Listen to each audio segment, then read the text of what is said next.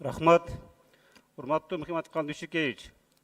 Акыркы 2-3 жылда Ички иштер министрлигинин жана ошондой эле башка күч органдарынын кызматкерлерине батирлерди бекер таркатуу боюнча ошол кандай тартипте берилет?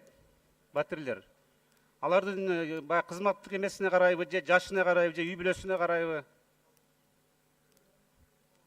Убакытты токтотуп турсаңыздар. Ал жерде өзлөрүнүн ичинде комиссия бар. Ар бир күч структурасынын ичинде комиссия бар. Алар болсо ошо критерийлерди иштеп чыгышкан. Критерийге жараша ошо тажрыйбасы, жүрүм туруму, мыйзамдарды бузуу бузбаасы, ушундай бир критерийлер бар. Ошолорго жараша анан кийин анан сөзсүз түрдө жана социалдык өзүнүн акыбалы жөнүндө да үйү бар, жок дегендердин баарын тастыктап туруп берет. Анан немеге коет, кезекке коет. Кезекке коюп ошо тизме боюнча берилет анан.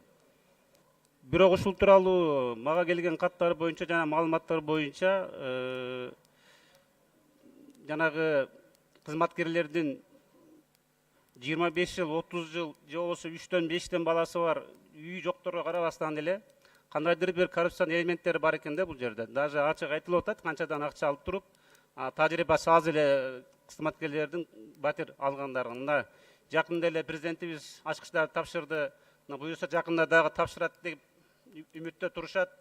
Ошону жакшылап териштирип койсоңуздар. Мен бул боюнча мына генералдык штабтын турак жай берүү комиссиясынын төрагасы Талантбек Кулбаевка жолугуп бир сүйлөшүп көрөйүн деп аракет кылдым, бирок жок экен, азыр бүгүнкү күндө отпускада экен. Ушул тууралуу сөзсүз бир эметип карап койсоңуздар. Эгерде жанагындай фактылар боло турган болсо, туура эмес берилүү болсо, бизге берсеңиздер, биз териштирип, эгерде туура эмес болсо, жана комиссиянын мүчөсүнөн баштап жетекчиликке чейин чара көрөлүк. Чара көрүш керек. Андан экинчи маселе, мына өзүңүз да барып келгенсиз, Дүйшекеевич. Өзгөн районунун Жалпакташ жана Заргер айларында кырсыктан жабыркагандар мектеби боюнча өзүңүз барып ошол жерде сөз берилген, быйыл бүтөт деп. Мына 2 ай калды, мектеп али бүтө элек, стройкасы токтоп турат. Бул быйыл бүтөбү?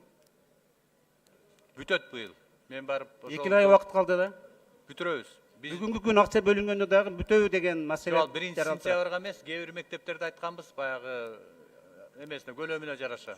Кышка чейин бүтүрөбүз дегенбиз. 1-сентябрга деп өзүңүз айткан экенсиз. 1-сентябрда да бир мектеп бар, аны бүтүрөбүз. Рахмат. Ал менин эсимде. Рахмат. Рахмат.